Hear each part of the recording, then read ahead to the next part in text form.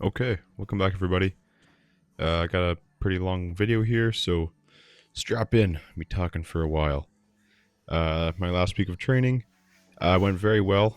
Kind of looking back, didn't realize how heavy overall the week was, but body feels pretty good. Hips are a little bit worn down. Surprise, surprise. But everything else feels like it's in a good spot. So this nationals kind of prep is getting underway. I don't usually like to call. I don't know. I always feel weird saying I'm prepping for a show or that I'm in prep or whatever because especially at this point in the year where I kind of have a couple shows back to back and I don't have that much of a break from um, our provincials to nationals. Yeah, it's whatever 8 weeks or 9 weeks that we had, but it's not really like a full prep. Like I'm not gonna fully peak my deadlift or fully peak my um, circus dumbbell. It's kind of one of the weird things about this sport where it's not like a consistent like powerlifting. It's not a consistent events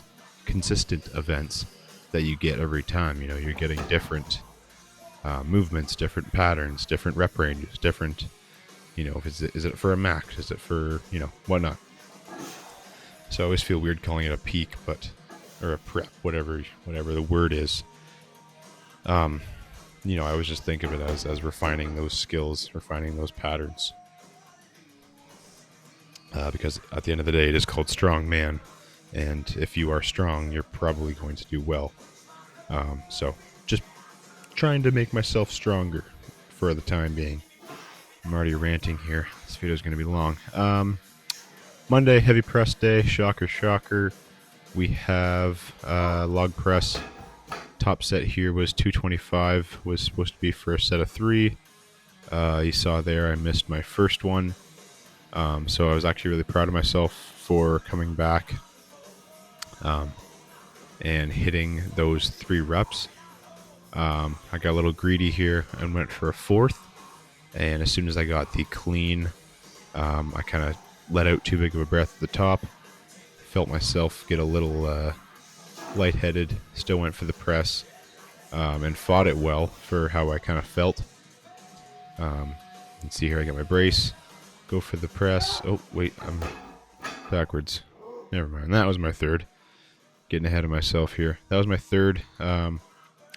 Like I said in the last video on these heavy press days, I'm trying to just take my time and make sure I'm getting all my reps in. There's no point in trying to miss reps, even though I did on this set. But yeah, this 4th one didn't quite get set right. Pressed out in front of myself. And I almost lost her a bit there. But anywho, that was the theme of this week, I guess, was the pass out week. I guess that's how we know we trained properly heavy. What was I saying? Something about missing reps. With my log, I'm getting a little bit antsy again, and I'm getting back into the habit of stepping backwards off of my dip. So I'm going to try and correct that. I'm actually going to take axle or log out in place of axle, just because I haven't touched the axle press for a good while, and I have a hunch / inside knowledge that it's probably going to be at least one show this next season. So I'm just going to kind of add that in and see how it feels. Try and push my numbers in that just because I can. Incline dumbbell here. We have, what is that? 20, 40, 60, 75s. 75s. Yeah, that sounds right. For a couple reps. Definitely slowed right down after a bunch of volume on the log. Triceps were just not wanting to cooperate. But again, that feels really good. I'm going to take that out for a little while, just to give that kind of movement pattern a break, and then I'll put it back in and hopefully jump back into my numbers. I've talked about it before, but when I got into lifting, I got kind of bit by the West Side and Louis Simmons philosophy. One of the main things that he kind of explained, or one of the main things that I kind of adapted into my own training, was his law of accommodation, where if you do a specific movement pattern for a number of weeks or a number of training days, that your body kind of acclimates to that movement and you kind of just plateau on it. And I don't think that's happening here with my dumbbell, incline dumbbell. But I do think it could happen if I keep it in. So I'm going to take it out in place for some different bench variations, probably still at an incline, which will unfortunately reduce the load that I'm putting on the incline bench pattern. But maybe we'll see if it carries over to something like a straight bar or maybe like a Swiss bar board press. And then we'll jump back to the incline dumbbell and hopefully bump those numbers back up. I was working here the floor press. Uh, Unfortunately, with the pads that I have, where my shoulders were hitting was pretty sunk in. So it was almost like a even more reduced range of motion floor press.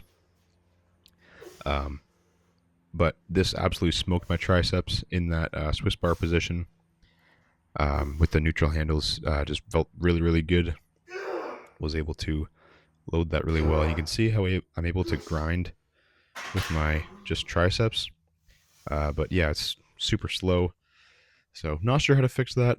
Maybe it's some more West Side bands and chains work, or maybe I just gotta stop being a bitch. I'm not sure. And then I pulled out this old thing, the landmine row. Haven't touched that for a couple, probably months. But just got some nice landmine rows in for the mid back. Those felt phenomenal. Felt the lats, upper back, mid back. So definitely gonna be keeping that variation in here. I feel like I was supposed to talk about something back there, but now I forget. Triceps, we hit some overhead extensions, as well as some other variations. Squats. This day was absolutely phenomenal. Felt so good. Moving away from the SSB and working the camber bar attachments here. I gotta say, first of all, this angle is like gonna get me in a Joey Swole video for sexualizing the gym or something. So try not to get too distracted and try to just focus on the weight, even though it's not that impressive. But we had camber bar squats on the axle here.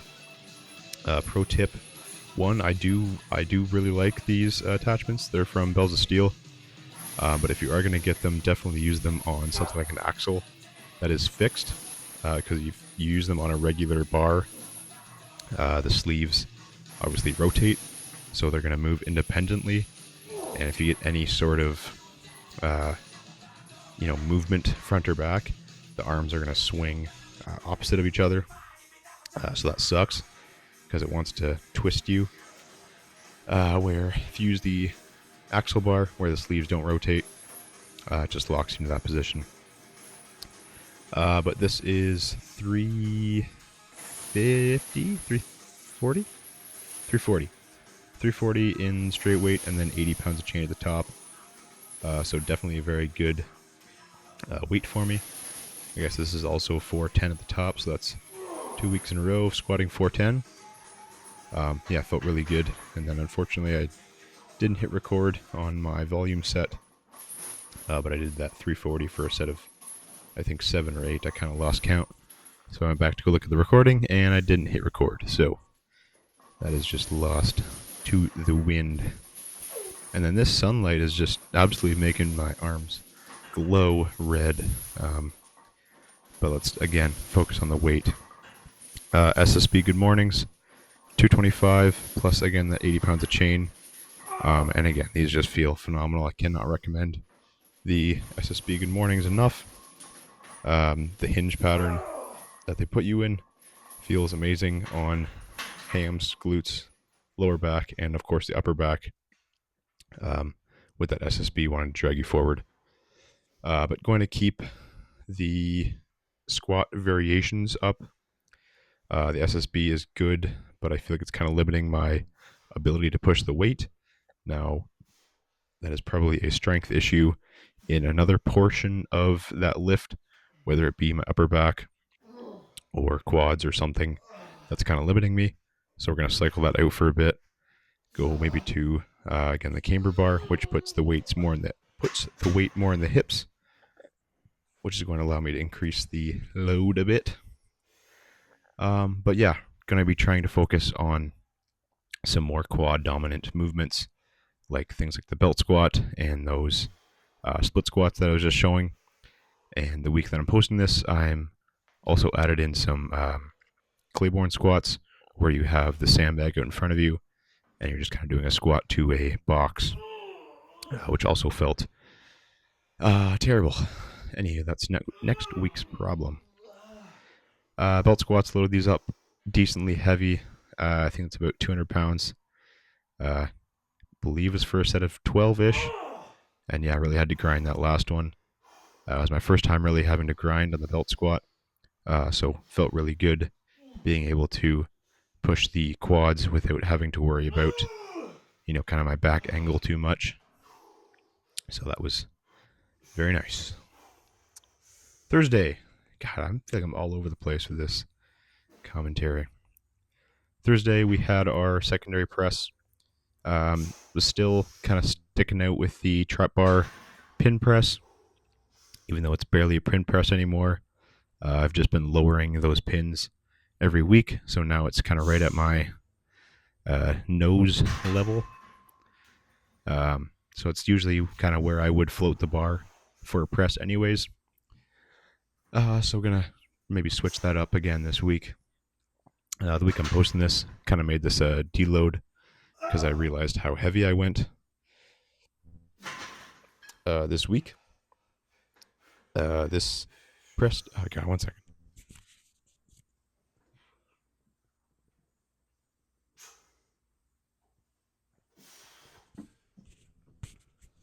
I'm going to slow down a bit. This is a long video. This day went really well. Top set here was at, I believe, 170, which is right around my strict press PR. So I got it for a double off these pins. And again, moved nice and super slow, as all my pressing does. But yeah, felt really good. Just trying to get this as some carryover to the log and just a different variation of strict pressing. Secondary movement, yeah, you can see there I'm just shaking my head because it moved so slow, but it felt good. So secondary movement here, we have the axle bar with a close grip, low incline. This definitely feels a lot more stable, I suppose, compared to the incline bench. But yeah, just nice easy weight. I believe that's 195 for a nice grindy set. My triceps were absolutely smoked from grinding out those trick presses, but we got the work done. And third movement was our Z press. Never gonna not be insecure about saying that now. But again, a decent weight here. We have what's this, 140, 145 for a nice set of 5. And one more time, might as well grind out this set too. But again, the Z press really makes you work the upper back in that position. Obviously, you can't lean back, so you have to kind of stack your lats, your upper back, make sure everything's tight, because you can't rely on that kind of lean back to get that extra bit of momentum on the way up. So very nice variation. We had some dips, superset with some neutral grip pull-ups. I've really been trying to increase my pull-up volume just to get, stronger. Friday, deadlift day. This day was awesome. Goal here was 500 pounds on the axle for a double, and there it went. Smoked it. Then I went for a little bit of a PR, if you will. So Nationals prep last year, I finished with a 520 double on the axle, and then I ended up pulling 540 at Nationals. So this was 525, which is the most weight I have pulled from the floor in my gym So a nice little baby PR. Chipped that. Had a hell of a time figuring out the plate math. For some reason, my brain stopped working. Maybe it was the new ammonia that I got. Cracked open the Zone Irish Cream smelling salts. Gave me a nice punch in the brain. Definitely moved slow, but did not feel bad. I've never, obviously you can tell from the way I've been talking before, I'm not a very fast lifter. So just having to get comfortable in those slow, grindy sets is just what I'm trying to get used to. Obviously being faster would be nice, and I think that'll come with time, just as I get stronger and increase my, obviously, max. Those lighter, or those 500-pound-ish weights will start to move faster. Finished that off with some 315 sets of, what are these, 8s, 10s? I don't know, man, I can't count. I gotta talk and count at the same time. That don't work too well. But yeah, definitely felt good. I'm kind of keeping in the high volume sets because at Nationals we have either a 535, 585, or 635 pull. So I'm still not sure if I want to attack that 585 or if I want to get a bunch of reps at 535. That'll be kind of a game day decision. Then had our zombie pin squats. Again, using the deadlift bar. And you can see I'm just adding the 10s on the side to get the weight moved out farther, to try and get some more of that bar whip and force the upper back and core to work harder. And that it did. However, with the deadlift bar being a thinner diameter, it really pushes the bar into my neck. And if you don't know anything about the neck, it's where the blood flows through to get to your brain. And your brain controls your, consciousness. And so you can see here, I kind of lost some of that. But I do not think that, again, the weight was the issue there. Definitely felt a little bit, dehydrated and whatnot. So hopefully this week can come back, or next week, I guess, come back and keep pushing that number. But it's pretty good weight for me, working in that close to 300-pound range. A couple Pendlay rows, again, build the back. And then we had some hypers to finish off the day. Been trying to push these a bit more. I'll usually do these twice a week, my squat day and deadlift day. For right now, I'm just kind of focusing on getting some, absolute weight. Excuse me, just getting some absolute weight on those. And just keep pushing them hard. I guess I superset these with some ab wheel. Trying to work up to a full standing ab wheel. So I kind of just started standing and then rolled out to where I felt like I was going to fall, hit my knees, and then try to just finish it on the way back. So I did one here that looks very ugly, where my butt was way too high, but we'll keep working that and trying to get a full roll out standing ab wheel. I do feel like this is contributing a lot to my ability to brace correctly and brace hard enough. So definitely like that as a ab variation. Saturday, we had our strongman day, and we were working the farmers. I was doing our full comp run here, 50 feet down, 50 feet back. This first set here is at, I believe, 220, or maybe 210. Those tanks are each 100 pounds. So 90, 50. So yeah, this is 230. 230 a hand, 50 down, 50 back. I think it was about 25 seconds total. Again, with the tanks, obviously it makes it kind of hit your knees a bit more, and they're not very long, so I don't have much room to step. So maybe if I get back on the standard kind of front-loaded farmers, I'll be able to run a bit faster. But I'm definitely going to keep training with the tanks, just because I'm not sure what implement we will have at Nationals. So I would rather train harder than train easier.